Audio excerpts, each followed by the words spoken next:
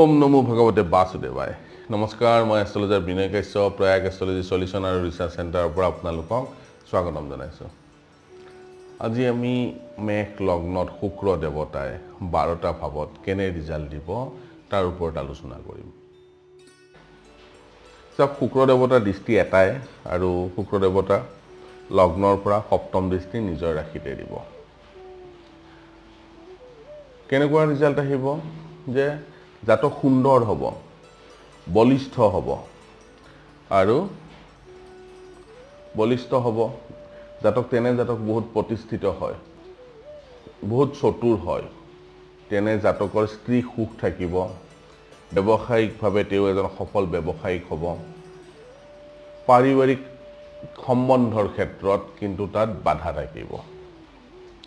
শুক্ৰ দেৱতা যদি বৃষ ৰাশিত থাকে, বৃষ ৰাশি যিহেতু শুক্ৰ দেৱতাৰ স্বৰ ৰাশি হয়, নিজৰ ৰাশি হয়, জেনেৰেল ৰাশি হয়, আৰু তেওঁৰ সপ্তম দৃষ্টি মংগলৰ ৰাশি বৃশ্চিকত থাকিব। ইয়াতে আমি ৰিজাল্ট কেনেকুৱা আশা কৰিব পাৰিম যে তেনে জাতক ধনী হ'ব, তেওঁৰ আত্মীয় কুটুম বহুত বেছি হ'ব, সৌভাগ্যশীল হয় তেনে জাতক। কিন্তু ব্যৱসায় বাণিজ্য যদি কৰে, কিন্তু জাতক ইয়াতে ব্যৱসায় বাণিজ্যৰ ক্ষেত্ৰত বাধা থাকিব।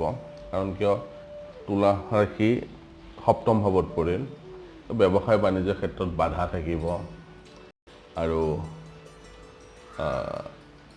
স্ত্ৰী সুখৰ পৰা তেওঁ বঞ্চিত হ'ব, স্ত্ৰী সুখ বাধা থাকিব। যোগ্য হ'ব তেনে জাতক, আৰু তেওঁৰ আয়ুস যথেষ্টখিনি লাভ হ'ব আৰু আশ্চৰ্যশীল হয় তেনে জাতক। মিথুন ৰাশিত যদি শুক্ৰ দেৱতা থাকে, তেনে নিজৰ মিত্ৰ বুধৰ ৰাশিত থাকিব আৰু সপ্তম দৃষ্টি ধনু ৰাশিত পৰিব, যিটো বৃহস্পতিৰ ৰাশি হয়।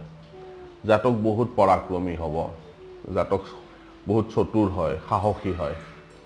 ভায়েক ভনীয়েকৰ পৰা তেওঁ সুখ পায়, কিন্তু স্ত্ৰী ৰিগাৰ্ডিং তেওঁ সদায় বাধা পাব, ডিছএডভান্টেজ পাব। তেনে জাতক ভাগ্যৱান হ'ব, ধৰ্মাত্মা হয় আৰু সুখী হ'ব তেনে জাতক। কৰ্কট ৰাশিত যদি শুক্ৰ দেৱতা থাকে, চাওক, কৰ্কট ৰাশিত শুক্ৰ দেৱতা থাকিলে তেওঁৰ সপ্তম দৃষ্টি কৰ্মভাৱত পৰিব, মকৰ ৰাশিত পৰিব, যিহেতু শুক্ৰৰ মিত্ৰ শনি ৰাশিত পৰিব। এতিয়া ৰিজাল্ট কেনেকুৱা হ'ব তেনে জাতকৰ? ভূমি ভৱনৰ ক্ষেত্ৰত জাতকে আৰু মাকৰ ক্ষেত্ৰত জাতকে সদায় ডিছএডভান্টেজ পাব। জাতকৰ ধন প্ৰাপ্তি হ'ব, যথেষ্ট ধন পাব তেনে জাতকে, কিন্তু সম্বন্ধীৰ সুখো থাকিব তেনে জাতকৰ।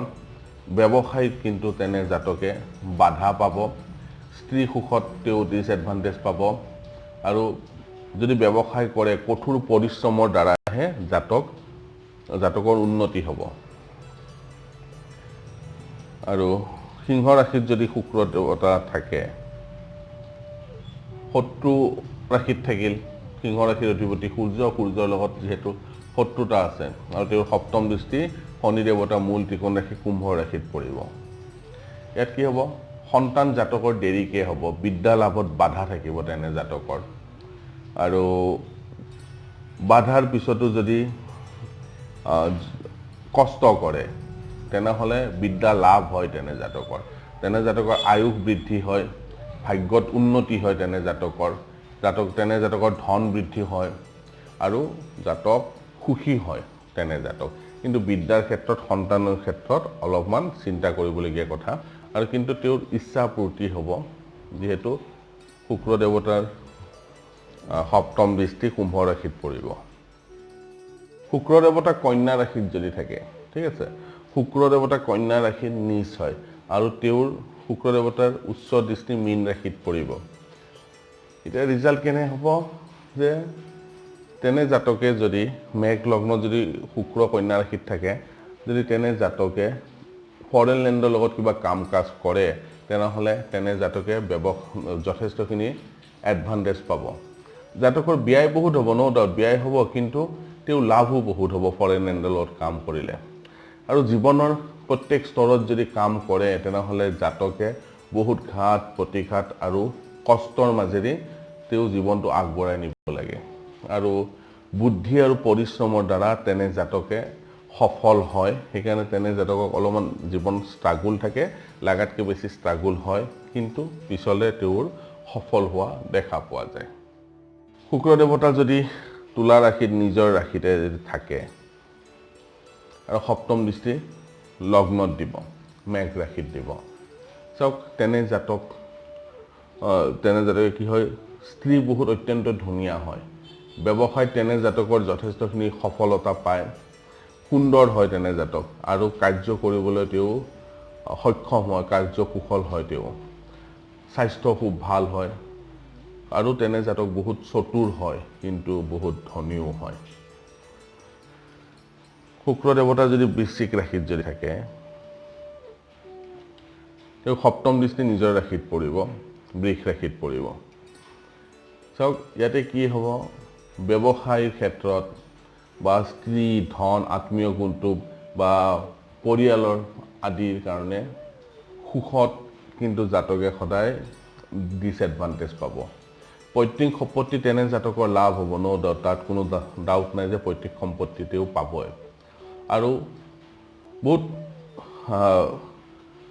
চতুৰতা ৰাখি বা পৰিশ্ৰমৰ দ্বাৰা তেওঁ ধন বা প্ৰতিষ্ঠা পাবলৈ সক্ষম হয় তেনে জাতকে যথেষ্টখিনি কষ্ট কৰিব লাগে আৰু নিজৰ ব্ৰেইন লগাই যদি লগায় তেনেহ'লে তেনে জাতকে নিজৰ প্ৰতিষ্ঠা লাভ কৰে কিন্তু পৰিয়ালবৰ্গৰ পৰা অলপমান তেওঁ ডিসএডভান্টেজ থাকিব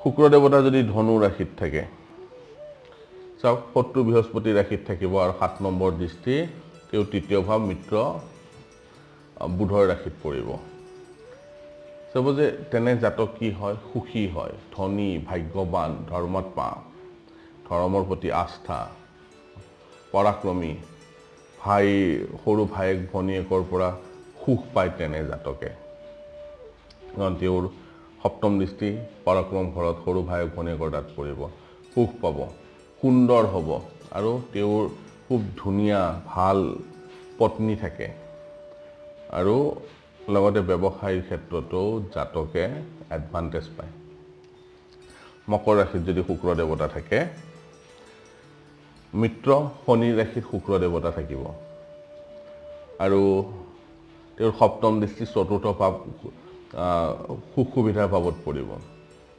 তেনে জাতক চাব যে ধনী হয় সুখী হয় চৰকাৰৰ পৰা সন্মান পায় তেনে জাতকে মাতৃ সুখ তেওঁ লাভ কৰিবলৈ সক্ষম হয় পিতাকক স্নেহ কৰে মৰম কৰে পিতাকৰ পৰা স্নেহ মৰম পায় আৰু স্ত্ৰী খুব ধুনীয়া পায় তেনে জাতকে স্ত্ৰী ভাল স্ত্ৰী পায় যেনে তেওঁক বিশ্বাস কৰে বুজে আৰু তেনে জাতক যশস্বী হয় আৰু চতুৰ স্বভাৱৰ হয় তেনে জাতক শুক্ৰ দেৱতা যদি কুম্ভ ৰাশিত যদি থাকে মিত্ৰ শনি ৰাশিত থাকিব আৰু তেওঁৰ সপ্তম দৃষ্টি পঞ্চম ঘৰত পৰিব পুত্ৰ ভাৱত পৰিব ৰিজাল্ট কেনেকুৱা হ'ব তেনে জাতক চতুৰ হ'ব অত্যন্ত লাভ পায় তেনে জাতকে তেওঁৰ ইচ্ছা পূৰ্তি হয় আৰু স্ত্ৰী সুখৰ দ্বাৰা সুখী হয় তেনে জাতকৰ ব্যৱসায় বহুত বেছি বৃদ্ধি হোৱা দেখা পোৱা যায় তেনে জাতকৰ বিদ্যা বৃদ্ধি হয় তেওঁ বহুত বুদ্ধিয়ক হয় তেনে জাতক আৰু সন্তান সুখৰ দ্বাৰা পৰিপূৰ্ণ হয় কিন্তু তেনে জাতক স্বাৰ্থপৰ হয় আৰু অহংকাৰী হয় যেহেতু টকা পইচা সুখ সুবিধা আদি সব পায় পুত্ৰ সন্তান আদি সব পায় সেইকাৰণে তেনে জাতক যথেষ্টখিনি অহংকাৰী হয় মীন ৰাশিত যদি শুক্ৰ দেৱতা থাকে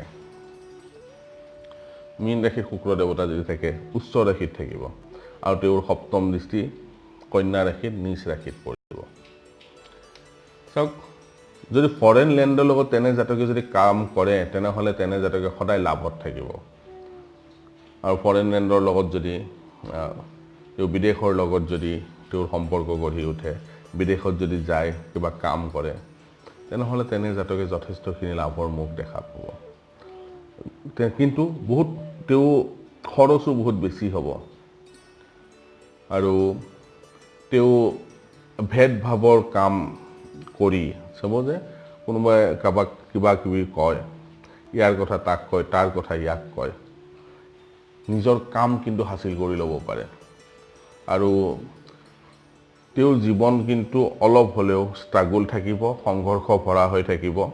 শত্ৰু আদিৰ পৰাও কিন্তু তেনে জাতকে অলপ ডিষ্টাৰ্ব পাব। শত্ৰুৰ কাৰণে তেওঁৰ জীৱনটো ষ্ট্ৰাগলত থাকিব, কিন্তু সেয়া খুব সামান্য ষ্ট্ৰাগল হ'ব। আজি আমি মেঘ লগ্নত শুক্ৰ দেৱতাৰ ওপৰত আলোচনা কৰিলোঁ। আপোনালোকে এই ফৰ্মুলাবোৰ আপোনালোকৰ কুস্তিত এপ্লাই কৰিব, চাব তাৰ পৰা বহুত ভাল ৰিজাল্ট আহে আৰু খুব ইজিলি এখন কুস্তি প্ৰেডিকশ্যন কৰিব পাৰি। মোৰ ভিডিঅ' যদি চাই ভাল লাগে তেনেহ'লে প্লিজ লাইক কৰিব, শ্বেয়াৰ কৰিব আৰু ছাবস্ক্ৰাইব কৰিব নাপাহৰিব। আৰু কাষত এটা বেল ঘণ্টা আছে, সেইটো দবাই দিব যাতে মোৰ ভিডিঅ' অহাৰ লগে লগে আপোনালোকে পায়। ধন্যবাদ।